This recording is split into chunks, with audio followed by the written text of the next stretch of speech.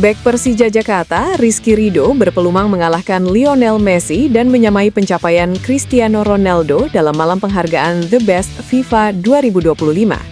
Rizky Ridho membuat penonton terkesima dengan golnya saat Persija Jakarta jumpa Arema pada 9 Maret 2025. Dari tengah lapangan, dia melepaskan tembakan yang membuat bola meluncur ke gawang lawan. Berkat sebuah lesakan indah, Rizky masuk nomine Puskás Award atau Gol Terbaik Dunia 2025. Pemenang Puskás Award akan diumumkan dalam malam seremoni The Best FIFA Award di Qatar pada hari ini, Selasa pukul 20.00 waktu setempat. Mengacu waktu Indonesia bagian Barat, maka berlangsung pada Rabu dini hari pukul 00.00 WIB. Rizky bersaing dengan nama-nama besar seperti Lamine Yamal dan Declan Rice untuk memperebutkan titel Gol Terbaik. Penentuan pemenang dilakukan melalui kombinasi suara penggemar dan panel Legends FIFA. Andai Rizky keluar sebagai jawara, dirinya bakal melewati pencapaian Lionel Messi. Meski telah banyak mencetak gol keren, si superstar Argentina belum sekalipun menerima trofi Puskás Award. Di sisi lain, Rizky bisa menyamai prestasi Ronaldo andai menyabet gelar Gol Terbaik versi FIFA. Pelatih Nova Arianto kembali dipercaya mengemban misi besar dalam perjalanan sepak bola Indonesia.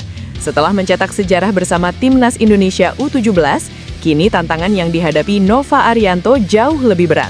Mengantar Timnas Indonesia U20 lolos ke Piala Dunia U20 2027, sebuah pencapaian yang belum pernah diraih sebelumnya. Berbeda dengan proyek tim nasional sebelumnya, Nova menyiapkan pendekatan yang lebih modern dan komprehensif. Ia tidak hanya bertumpu pada potensi pemain lokal, tetapi juga membuka pintu lebar bagi pemain diaspora yang berkarir di luar negeri. Total, ada 15 hingga 20 pemain diaspora yang kini masuk radar serius Timnas U20. PSSI bersama Direktur Teknik telah menetapkan sasaran yang jelas dan terukur. Timnas Indonesia U20 ditargetkan lolos ke Piala Asia U20 dan menembus babak semifinal. 4 besar Piala Asia menjadi jalur resmi untuk mengamankan tiket ke Piala Dunia U20 2027 yang rencananya digelar di Azerbaijan dan Uzbekistan. Dengan tenggat waktu yang relatif singkat, sekitar 6 bulan, Nova Arianto dituntut menyusun kerangka tim, menanamkan filosofi bermain, sekaligus melakukan seleksi ketat terhadap pemain kelahiran 2007 yang akan menjadi tulang punggung skuad. Rencana pemanggilan belasan pemain diaspora menjadi sorotan utama publik. Untuk pertama kalinya, Timnas Indonesia U20 dirancang dengan komposisi ideal, pemain lokal terbaik, alumni Piala Dunia U17, serta talenta diaspora dari luar negeri.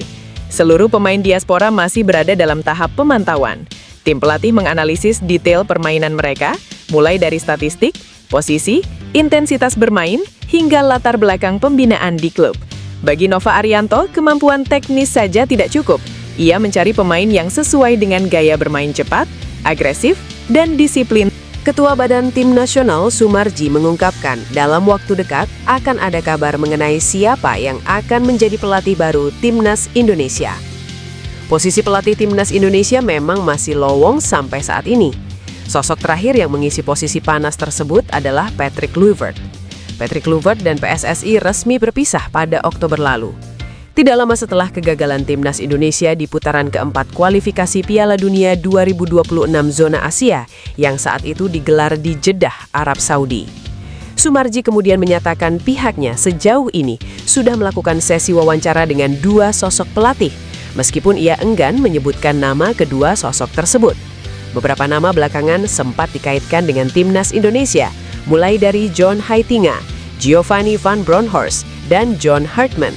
Ada juga sosok asal Asia seperti Shin Taeyong dan Timur Kapadze. Shin Taeyong pun buka suara mengenai kemungkinan ia kembali menukangi Timnas Indonesia.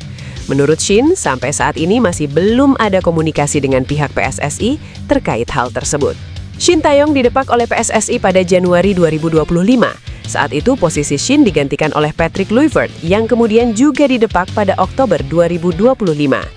Ex-pelatih Timnas Indonesia, Shin Taeyong menyebut beberapa pemain skuad Garuda belak-belakan kepadanya perihal perbedaan kualitas tim saat masih dilatihnya dan pasca kepergiannya. Shin Taeyong mengklaim bahwa beberapa pemain menyebut Timnas Indonesia lebih baik saat dilatih sang juru taktik Korea Selatan dibanding Patrick Kluivert. Selama periode menukangi skuad Garuda pada 2019-2025, Shin Tae-yong memang memberikan kesan tersendiri bagi pecinta sepak bola tanah air. Di bawah asuhannya, timnas Indonesia banyak ukir prestasi meski dirinya belum mempersembahkan trofi. Tapi, banyak sejarah yang tercipta di bawah racikan Shin Tae-yong. Salah satunya adalah mengantarkan timnas Indonesia lolos ronde 3 kualifikasi Piala Dunia 2026. Wajar jika ada pemain timnas Indonesia yang nyaman bersama juru taktik asal Korea Selatan tersebut. Namun di tengah jalan perjuangan timnas Indonesia lolos ke Piala Dunia 2026, PSSI membuat gebrakan yang aneh. Shin Tae-yong dipecat diganti oleh Patrick Kluivert, padahal masih on the track lolos ke Piala Dunia 2026. Bersama Patrick Kluivert, timnas Indonesia memang lolos ke ronde 4, tapi pada akhirnya gagal melangkah ke Piala Dunia 2026. Tak sesuai dengan janji ketika pertama kali Kluivert ditunjuk. Nah, Shin Tae-yong mengatakan bahwa saat kegagalan itu, ada sejumlah pemain timnas Indonesia yang mengirim pesan.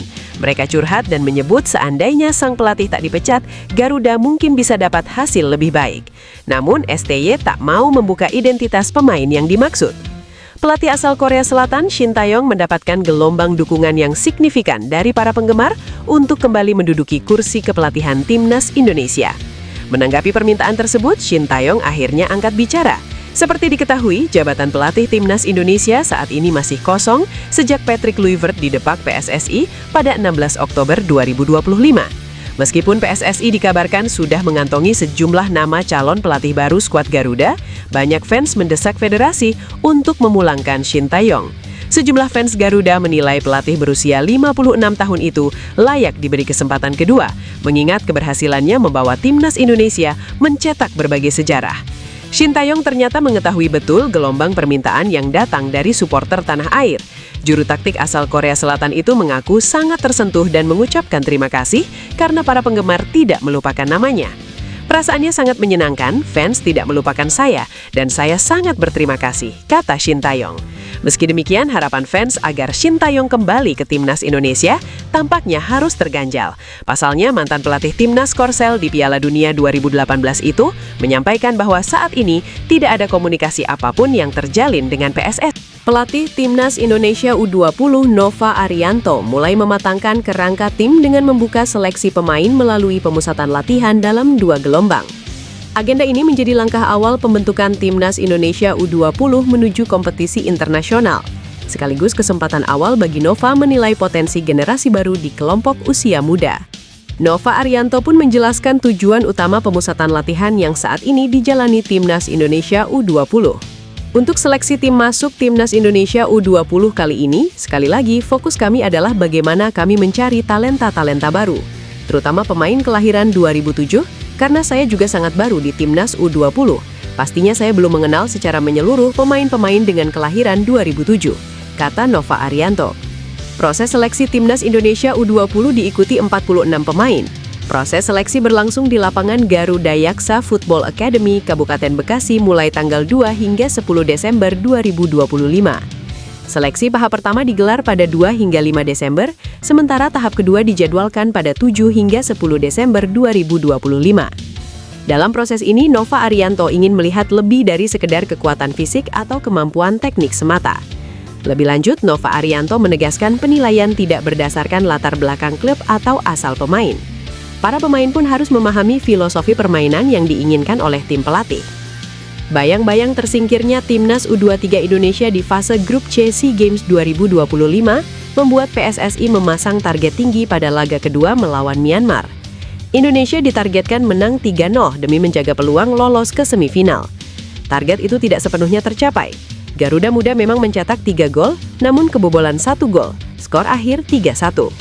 Kemenangan itu tak cukup mengantar Indonesia ke babak semifinal dan akhirnya gagal memenuhi target medali SEA Games. Kepala Badan Tim Nasional PSSI, Sumarji, mengatakan sebelum pertandingan ia telah menyampaikan kepada tim kepelatihan bahwa Indonesia minimal harus mencetak 3 gol tanpa kebobolan. Target jumlah gol terpenuhi, tetapi kebobolan membuat posisi Indonesia kalah selisih gol dalam klasemen runner-up terbaik. Sumarji menjelaskan federasi akan segera melakukan evaluasi, baik dari sisi teknis maupun non-teknis. Ia menegaskan pembagian tanggung jawab di antara keduanya. Kalau berkaitan dengan aspek teknis, itu tanggung jawab pelatih.